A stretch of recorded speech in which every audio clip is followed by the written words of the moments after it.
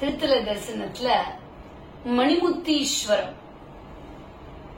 இது என்ன ஸ்பெஷாலிட்டி இந்த கோவிலுக்கு அப்படின்னா, ஒரு விநாயகர் கோவில்லயே 67 விநாயகரை தரிசனம் பண்ணலாம். எப்படி அப்படின்னா, மூலவர் ஒன்றும் அவரை சுற்றி 16 விநாயகரும், கன்னிமூல கணபதி ஒன்னும், கோபுரத்துக்கு கீழே ஒன்னும், 5 நிலை ராஜகோபுரத்துக்கு முன்பின் பக்கங்கள்ல 32 சுதை சிற்ப விநாயகரும், பெரிய வாசலோட 2 மரக்கதவுகள்ல 16 விநாயகர், டோட்டலா 67 விநாயகர்களை திருநெல்வேலி மாவட்டம் மணிமுத்தீஸ்வரம் அப்படிங்கிற ஊர்ல அமைஞ்சிருக்கிற மூர்த்தி விநாயகர் திருக்கோவில் கூடிய உச்சிஷ்ட விநாயகர் கோவில்ல பார்க்க முடியும். ஐங்கரன் இல்லாமல் ஆர்க்கும் துணை இல்லை, அடைக்கலம் அடைக்கலமே ஏ. ஐங்கரன் இல்லாமல் ஆர்க்கும் துணை இல்லை, அடைக்கலம் அடைக்கலமே ஏ. ஐங்கரன் இல்லாமல் ஆர்க்கும் துணை இல்லை. கோவிலோட வரலாறு ரொம்ப சுவாரஸ்யமானது. தாமிரபரணி ஆற்றினுடைய கரையோரத்துல ஒரு காலத்துல நிறைய முனிவர்கள்ல யாகங்கள்ல பண்ணி பெருமான வழிபட்டு கொண்டிருக்க, அப்போ வித்யாசுரன் அப்படிங்கக்கூடிய ஒரு அசுரன் முனிவர்களுடைய யாகசாலையெல்லாம் அழிச்சு அவர்கள்லாம் பயமுடுத்தி விரட்டி அடிக்கிறான். வித்யாசுரன் ரொம்ப வருஷம் பிரம்மாவை நினைச்சு தவம் இருந்து ஒரு வேண்டுகோள் கேட்கிறான். என்னன்னா, ஐயனே, என்னோட போர் பண்ணி வரக்கூடியவன் மனிதனாகவோ மிருகமாகவோ அகோரமானவனாகவோ இருக்கக்கூடாது. தேவாசுர சபைகளின் முன்னாடிதான் என்னோட சண்டை போடணும். அந்த சமயம் தன்னுடைய துணைவியாரோடு இணைந்த கோலத்துல இருக்கணும். அப்படி இருக்கிறவரால்தான் என்ன அழிக்கணும் அப்படின்னு முடியாத ஒரு டாஸ்க் கொடுக்கறான். ரேரஸ்ட் ஆஃப் ரேரா வரம் கொடுத்துட்டாரு. ஓகே, எனவே வரம் பொருந்திய அசுரனை யாராலையும் அழிக்க முடியல. இந்த நிலையில முனிவர்கள் பலர் ஒன்று சேர்ந்து தாமிரபரணி ஆற்றுல 21 நாட்கள் தினசரி 21 முறை மூழ்கி எழுந்து தாமிரபரணி தாயை வணங்கி இவருடைய துன்பங்கள்லாம் போனோம்னு பிரார்த்தனை பண்ண, அவளும் விநாயக பெருமானிடத்துல முனிவர்களுக்கு உதவுமாறு கேட்டுக்கொள்ள, விநாயக பெருமான் முனிவர்களை அழைத்து, நீங்கள் பதங்கமா முனிவரிடத்துல போங்கோ, அவரும் நானும் இணைந்து அசுரனை வெல்வோம் அப்படின்னு சொல்ல, அசுரனால் பாதிக்கப்பட்ட முனிவர்களுக்காக பதங்கமா முனிவர் மிகப்பெரிய யாகம் பண்றார். மும்மூர்த்திகளும் பூதகணங்களும் அதற்கு காவல் காக்க, அப்பதான் யாகத்தில் இருந்த பிரம்மாவனுடைய மகளான நீல சரஸ்வதி தேவி காட்சி கொடுக்கிறார். மும்மூர்த்திகள் அவளை விநாயக பெருமானுக்கு கல்யாணம் பண்ணி வைக்க, பின்னர் மும்மூர்த்திகள் இறைவனிடத்தில் உன்னுடைய சபைக்கு வித்யாசுரனை வரவழைத்து அவரிடம் போர் செய்ய ஒருவன் வந்திருக்கிறான் அப்படின்னு கூற பண்ண, கோபத்தோடு வித்யாசுரன் அங்க வரான். என்ன அழிக்கிறதுக்கு வந்தனா அப்படின்னு.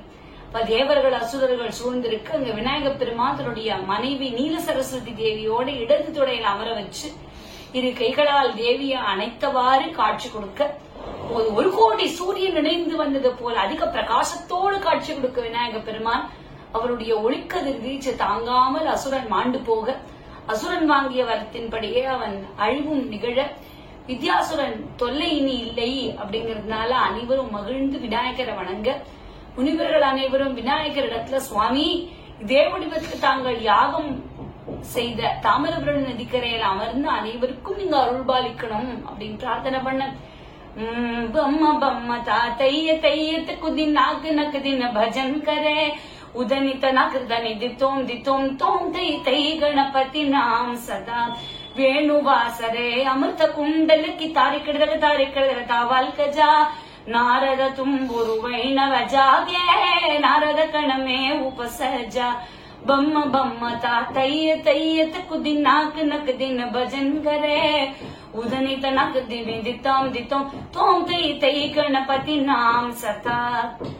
விநாயக பெருமானும், முனிவர்களே, நீங்கள் கேட்டபடி நீல சரஸ்வதி தேவியோட தாமிரபரணி நதிக்கரையில வீற்றிருந்து இனி நாடி வருவோருக்கு எல்லாவித நற்பலன்களையும் தருவேன். மேலும் நீங்கள் நீராடிய இடம் ரிஷி தீர்த்தம் அப்படின்னு சொல்லப்படும். இதுல ஒரு முறை நீராடி யாகம் பண்ணக்கூடியவர்கள் 108 கோடி முறை யாகம் பண்ண புண்ணிய நலன்களை பெறுவார்கள் அனுகிரகம் பண்ண, முனிவர்களுக்காக விநாயக பெருமான் எழுந்தருளி கோவில் கொண்ட இந்த தலம் மணிமுத்தீஸ்வரம் அப்படின்னு அழைக்கப்படுவதற்குரிய காரணம் அதனால்தான். குபேரனுடைய மகனான மணிகிரீவன் அப்படிங்கிறவன் கந்தர்வராஜ சித்திரசேனன் அப்படிங்கிறவருடைய மகள் சித்திரலேகாவை கல்யாணம் பண்ணி வாழ்ந்து கொண்டு வரான். அப்ப மற்றொரு கந்தர்வனுடைய மகளாகிய லீலாவதி அப்படிங்கிற மணிகிரீவனை பார்த்து மையில் கொண்டு தன்னை கல்யாணம் பண்ணிக்குமாறு வற்புறுத்துகிறான். மணிகிரீவன் மறுக்கிறதுனால லீலாவதி கோபம் கொண்டு உன் அழகு அழிந்து நீ குரூர தோற்றம் கொள்வாய் அப்படின்னு சாபம் கொடுக்க, மணிகிரீவனும் ஆணவம் பிடித்தவளே உன் அழகு அழிந்து நீ வயோதிக தோற்றம் கொள்வாய்னு பதிலுக்கு சாபம் கொடுத்தான்.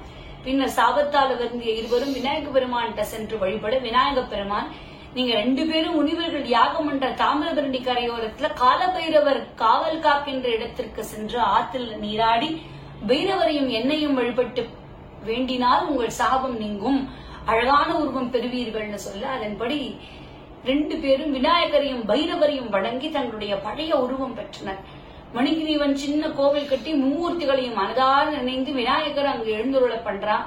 விநாயகரும் முன்பு முனிவர்களுக்கு அளித்த வாக்கின்படி நீல சரஸ்வதியோட இணைந்து அன்றிலிருந்து அங்கு அருள்பாலித்து வர, மணிகிரீவன் மும்மூர்த்தீஸ்வரம் என்ற இப்பகுதி முதலில் அழைக்கப்பட்டு பின்னால மணிகிரீவன் பேர்ல மும்மூர்த்தீஸ்வரம் அப்படின்னு அழைக்கப்பட்டு மணிமுத்தீஸ்வரம் அப்படின்னு வர, எனவே மூலவர் விநாயகருக்கு மூர்த்தி விநாயகர் அப்படிங்கிற பேர் வர, மணப்படை வீடு ராஜா குழந்தை பேர் இல்லாததால் இந்த கோவிலை கட்டி மகப்பேறு பெற்றாருங்கிறது வரலாறு. மேலும் பாண்டியர்கள் நாயக்க மன்னர்கள் காலங்கள்ல இந்த கோவிலுக்கு கொஞ்சம் கொஞ்சமா ஒரு எக்ஸ்பான்ஷன் நடந்தது. நீ கோவிலை உலா வருவோம்.